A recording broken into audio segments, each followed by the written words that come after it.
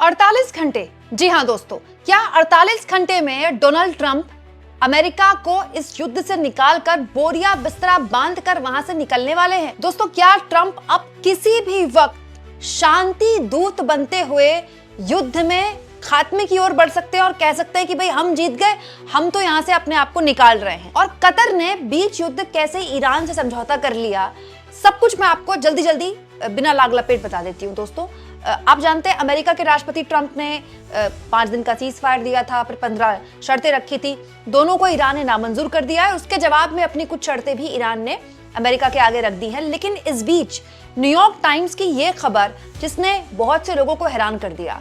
दोस्तों, इस बात में तो तारीफ करनी होगी कि अमेरिका की मीडिया जिस तरह से अपनी सरकार की स्क्रूटनी कर रही है ना इस मामले में, ये एग्जैक्टली बताता है कि मीडिया जब पारदर्शी होती है और मीडिया जब स्वतंत्र होती है तो किस तरह से सरकार की चूल्हे हिला सकती है। देखिए, न्यूयॉर्क टाइम्स की एक खबर बताती है कि 2 सीनियर इजरायली अधिकारियों ने न्यूयॉर्क टाइम को बताया, बिना नाम बताए, कि 24 मार्च को प्रधानमंत्री नेतन्याहू ने, इजराइल के प्रधानमंत्री ने अपने अधिकारियों को एक सख्त संदेश दिया कि अगले 48 घंटे में ईरान पर जितने ताबड़तोड़ हमले किए जा सकते हैं किए जाएं। दोस्तों, ये सब कुछ एग्जैक्टली उसके बाद हुआ जब अमेरिका ने एक 15 पॉइंट का मतलब बकायदा शर्तें दी ईरान को। आपको याद होगा अमेरिका ने दी थी, बाद में ईरान ने उसको रिजेक्ट कर दिया था। तो जैसे ही वो कॉपी नेतन्याहू को मिली, नेतन्याहू को ये बात समझ में आ गई कि अब ट्रंप कभी भी जीत का ऐलान करके अपने आप को पीछे खींच सकते हैं और अमेरिका इस युद्ध से अलग हो सकता है। अगर ऐसा हुआ तो इजराइल जानता है फिर वो लंबे वक्त तक 1-to-1 युद्ध में ईरान के साथ इजराइल का क्या हाल हुआ था हमने पिछले साल देखा था। 12 दिन युद्ध चला था और उसके बाद क्या हालात बने थे। इस बार युद्ध इतना लंबा चल पाया इसीलिए क्योंकि नेतन्याहू के पीछे ट्रंप खड़े थे, मतलब इजराइल के पीछे अमेरिका खड़ा हुआ था। और दोस्तों, इसी बात की चिंता दरअसल इजराइल को है कि जिस दिन ट्रंप निकल गया युद्ध से, अमेरिका निकल गया, उस दिन उसके लिए सस्टेन कर पाना युद्ध में बहुत मुश्किल हो जाएगा। बकायदा न्यूयॉर्क टाइम की खबर बताती है दोस्तों कि तेल अवीव में मिलिट्री हेडक्वार्टर में एक मीटिंग हुई जिसमें ईरान पर हमलों को तेज करने के लिए बोला। नेतन्याहू ने बोला कि जितना ईरान को नुकसान पहुंचाया जा सकता है, उसके मिलिट्री ठिकानों को नुकसान पहुंचाया जा सकता है, उसके हथियारों के जखीरे को नुकसान पहुंचाया जा सकता है, उतना नुकसान पहुंचाया जाए अगले 48 घंटे में। मतलब क्या नेतन्याहू को कोई ऐसा हिंट थी या कोई उनको ऐसी खबर थी कि अगले 48 घंटे में, इससे पहले कि ट्रंप शांति दूत बन जाएं और उसके बाद वो कह दे कि बस युद्ध खत्म, टाइम ओवर, उसके बाद उनके लिए हमला करना बहुत मुश्किल हो जाएगा। दोस्तों, इस खबर में एक बात काफी हद तक मैंने जितना मुझे समझ में आया उतनी आई, यहाँ पर लिखा हुआ था कि एक्चुअली में अब पहले तो अमेरिका के अंदर ये मतभेद थे कि ये युद्ध शुरू किया जाए कि ना किया जाए, युद्ध में बने रहें कि ना बने रहें। आप जानते हैं ट्रंप के अपने बहुत सारे लोग इसको लेकर बयान दे चुके हैं, उनके अपने इतने बड़े अधिकारी ने इस्तीफा दे दिया बीच युद्ध। लेकिन अब इस तरह की बातें नेतन्याहू प्रशासन के अंदर भी होने लगी हैं कि युद्ध में जारी रहा जाए या फिर ना रहा जाए। क्यों? क्योंकि इजराइल जानता है दोस्तों कि अगर वो युद्ध में आगे बढ़ता है तो उसके लिए भी कैजुअलिटीज बढ़ रही हैं, और अगर नहीं बढ़ता है तो फिर समस्या है। तो फिर आपने शुरू ही क्यों किया जब आपको 25-26 दिन बाद युद्ध रोकना ही था?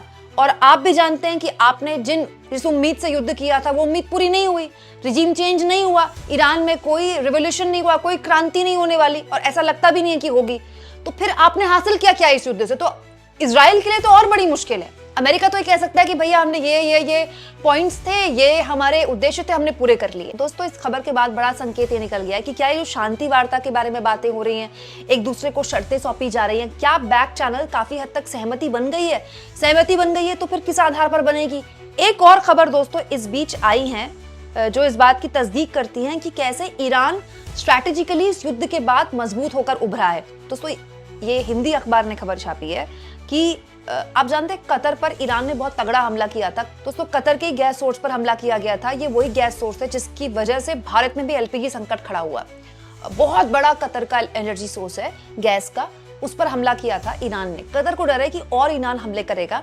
उसके पहले ही एक खबर आ गई कि कतर और ईरान के बीच एक समझौता हो गया है कि ईरान को कतर देगा $6 अरब और ईरान ने कहा है कि हम आप पर हमला नहीं करेंगे। तो आपके मन में सवाल होगा कि ईरान पैसे ले रहा है क्या हमला ना करने के? नहीं दोस्तों, ये पैसा अमेरिका ने दिया था कतर को, ईरान को ये पैसा देना था क्योंकि इस बीच कुछ सैनिक छोड़े थे ईरान ने, लेकिन कतर मुकर गया, कतर ने पैसा नहीं दिया। ईरान को। लेकिन अब ये जानकारी मिली कि ईरान का वो पैसा जो कतर को उसको देना ही था, अब वो देने को तैयार हो गया है और इसके बदले में ईरान ने कहा है कि हम आप पर हमले नहीं करेंगे। अब देखिए, ये भी एक तरीका है डील करने का। इसीलिए मैं लगातार जितनी बात समझ में आ रही है दोस्तों, वो ये है कि अब जो बढ़त ईरान ने अलग अलग मोर्चों में बनाई है ना, वो आप देखिए इसको मॉनेटरी वाइज किस तरह से इनकैश करना चाहता है। स्ट्रेट ऑफ हार्मोज तो ईरान इजीली नहीं छोड़ेगा, क्योंकि देखिए स्ट्रेट ऑफ हार्मोज अगर उसने छोड़ दिया तो उसके पास कुछ बचेगा ही नहीं। फिर अमेरिका उससे क्यों बात करेगा, फिर इजराइल क्यों बात करना चाहेगा उससे। अभी अमेरिका और इजराइल बात करना चाहते हैं, क्यों?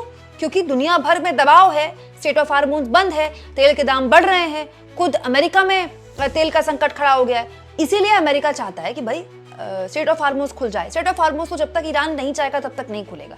तो अब जिस तरह की स्ट्रैटेजी ईरान चल रहा है, आने वाले भविष्य में भी स्ट्रेट ऑफ हार्मोज से उसकी जो स्ट्रैटेजिक बढ़त है वो इजीली नहीं छोड़ेगा। अब क्या वो हर देश से अलग अलग ऐसे ही डील करता है जैसे वो अभी डील कर रहा है? क्योंकि ईरान ने बाकायदा ऑफिशियल बयान जारी करके तो कहा है, जो कि मैंने आपको दिखाया भी, कि हमने अपने मित्र देशों को स्ट्रेट ऑफ हार्मोज उनके लिए खोल दिया है। दोस्तों, इसमें चीन का नाम है, रूस का नाम है, इराक का नाम है और पाकिस्तान का नाम और इंडिया का नाम तो खैर है ही। इसके अलावा कुछ दिन पहले खबर आई थी कि ईरान ने जापान से अपने स्तर पर डील किया है। तो क्या हर देश से अपने स्तर पर डील करेगा ईरान?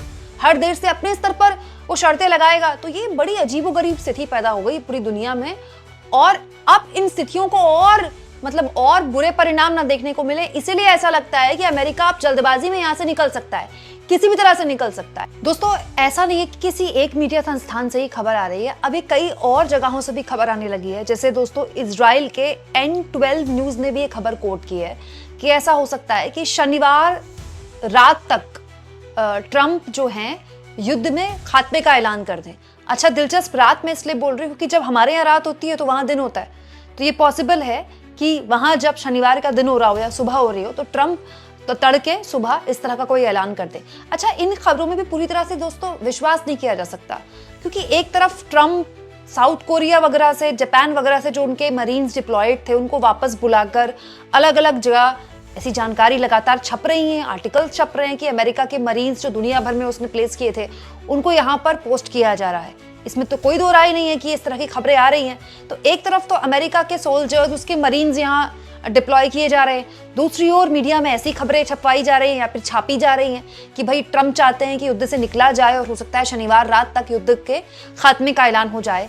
ये भी एक तरह की स्ट्रैटेजी हो सकती है कि आपका जिससे आप बातचीत कर रहे हैं, मतलब ईरान, वो पूरी तरह से कंफ्यूज हो जाएगी, भाई इन्होंने तो हाथ पीछे करने की पूरी तैयारी कर ली है या फिर अब ये बातचीत के मेज पर आ गए हैं। ये अमेरिका पहले भी कर चुका है, इधर वो ईरान से बात कर रहा था, उधर उसने ईरान पर हमला बोल दिया। लेकिन वो कहते हैं ना, दूध का जला छाछ भी फूक फूक कर पीता है। ईरान इस बार संभल गया है, वो जानता है कि उसको कैसे अमेरिका से डील करना है। इसीलिए ट्रंप ने 5 दिन के युद्ध के सीजफायर का ऐलान किया तो ईरान ने उसको नहीं माना, क्योंकि उस पर लगातार हमले हो रहे थे, वो भी लगातार हमले करता रहा। दोस्तों, ये जो इस वक्त वैक्यूम है ना, इसकी एक वजह ये भी है कि अमेरिका और इजराइल की रणनीति थी कि खामेनी की हत्या के बाद ईरान में एक बनाना रिपब्लिक वाले हालात हो जाएंगे। वो तो नहीं हुआ, रिजीम चेंज तो नहीं हुआ, लेकिन क्योंकि आपने सारी की सारी टॉप लीडरशिप को एलिमिनेट कर दिया, आप बात किससे करेंगे?